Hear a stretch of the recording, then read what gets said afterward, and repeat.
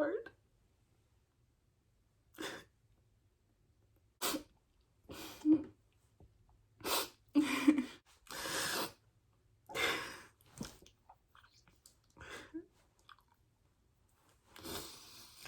I'm okay. It's okay.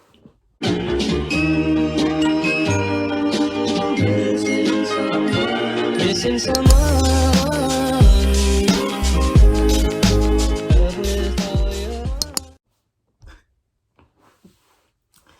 Hi, today I just wanted to talk a little bit about a question that I got, which is what it's like to have a miscarriage. And you may be like, oh my gosh, she's so dramatic.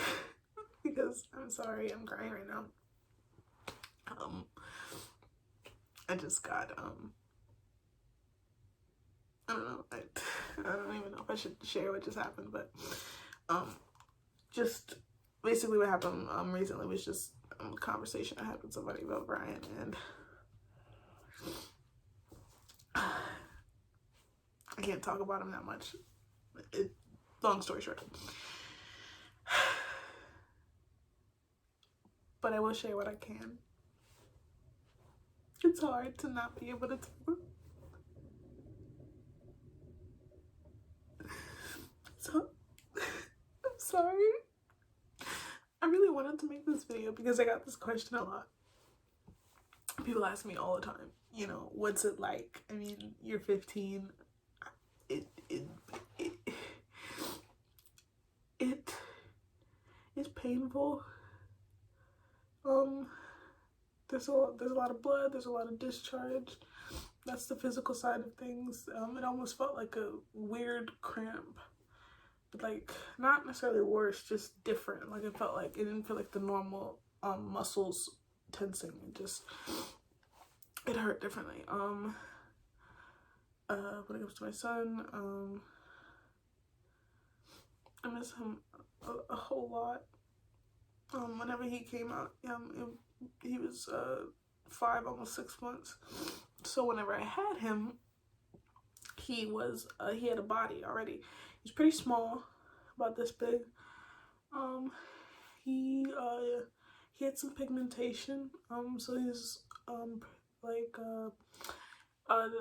kind of my complexion, just almost a little bit more translucent. Let me see. I think miscarriage is hard. Like, I was gonna refilm this after, obviously I stopped crying, but then I thought maybe I do film me like this, because this is what it's like to have a miscarriage. It's hard. It's very hard. And I don't talk about it often, and people ask me if I'm okay a lot, and I usually just say yeah, because I think a lot of us do that, you know. People ask if we're okay, and we just say fine, and because I don't know, I feel like not that people won't care, but just I don't want to bother other people with my problems. I'm kind of breaking a depression now, though. Should probably get a tissue. I'll be right back. I think the biggest piece of having a miscarriage is just the emotional side. It's this, so that's why, and it's hard because I don't have a partner. I'm not married, obviously. I don't have a boyfriend. I'm not looking for any of those things, especially at my age, because having Brian was never my decision. So yeah. So, it was never my decision. So I don't have like any like support in that way. It's tough. People judge me because they don't know my story. Like, people just look at me. In some degree it's easier because it's not like I go to Walmart and have a child in my hands and then people give me sideways looks and stuff. I wish that was the case, but no, I don't have him. But whenever I do, sometimes in passing, I don't like to hide my son, if that makes sense. Like, so many people ask me to stop talking about him, and I never blame anybody, because there's more there's more to the story. It's not just black and white. There's reasons to not talk about him, but I like to talk about it when I can. And this experience is huge. And so, I do want to say this. People sometimes, after you have a miscarriage, especially if they don't know, because it's not like you advertise it, they forget. You know, like they forget that you might have had it, and they expect you to be normal. And that's the thing. It's hard to be normal. Like right now, I'm supposed to be taking 5, because after I had my miscarriage, I was out of school for a while. So, I missed classes. So now I'm making up for those classes, and I'm taking 5 classes in like 3 weeks. And my brain is on overload. And like, my parents sometimes, they're like, why can't you do this? Why aren't you doing something? And I'm like, I'm sorry, I'm still grieving my son at the same time. It's hard. So, and I imagine, you know, I read, like right now, I read parenting books and, you know, scary mommy blogs, and not scary mommy blogs, but Scary Mommy, the website blogs, just so you don't think I'm like reading horror stories and scaring myself. But no, yeah, so it's difficult. I would have to say, if I had to give advice to any mothers out there that, like, you know, are like, how do I deal with miscarriage? It's just to find your person that you can talk to, because I love my parents and I love my family and stuff, but my family won't listen, my parents won't listen. So I found a counselor, and that's great, and that works for me. And I'm okay with, you know, trusting someone with my mental health, and because I have to take care of myself at the same time. So I would definitely find your person. Maybe it doesn't have to be a counselor, but I would definitely suggest a mental health professional, because they're really great. And I really wish there wasn't as much of a stigma around like getting help, because it's great to have my person, because she'll listen to me. Even if we don't have our session, sometimes I'll just be able to shoot her a message, and we'll have a last minute session or something. Just and that's for me.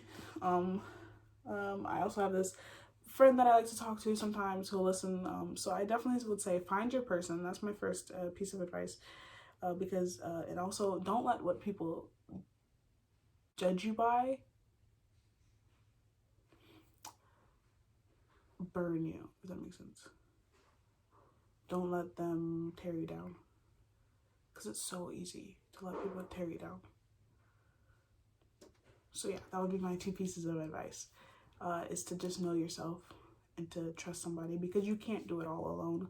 There are, like, maybe a sibling, or maybe your parents will listen to you, or maybe you find a counselor or a therapist like I have, or maybe, you know, there's millions of people in the world. I hope you can find someone.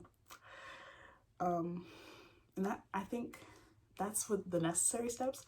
I also think just taking time for yourself. I like to take lavender and lavender baths, and I like to buy like Epsom salts and bath bombs and honey and oatmeal things to put in my baths, to mix baths.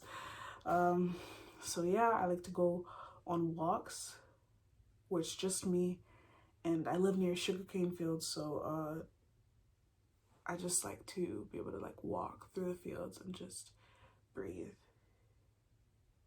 and not for myself, not for exercise, not because my mom told me to, just for me, just to be able to like relax and breathe, because sometimes I feel so stuffed, and I feel like there's people judging me for having a son who don't understand the reason why I have a son. There's people judging me for, I mean, there's so many judgments. There's some pity sometimes.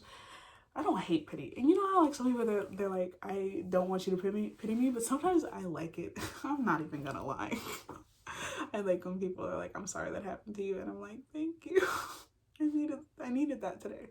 So I think my next piece of advice would be to just be okay. Be okay to get help. I think that's my main piece of advice, because if you've been through miscarriage or any early pregnancy loss, it's huge, and you have to give yourself time to grieve. You have to, you know. So yeah, I think that is the main part of it. So yeah, Yeah, I hope you have a great day. My next video will probably be baby names, so come back if you want to see that, and see you next week.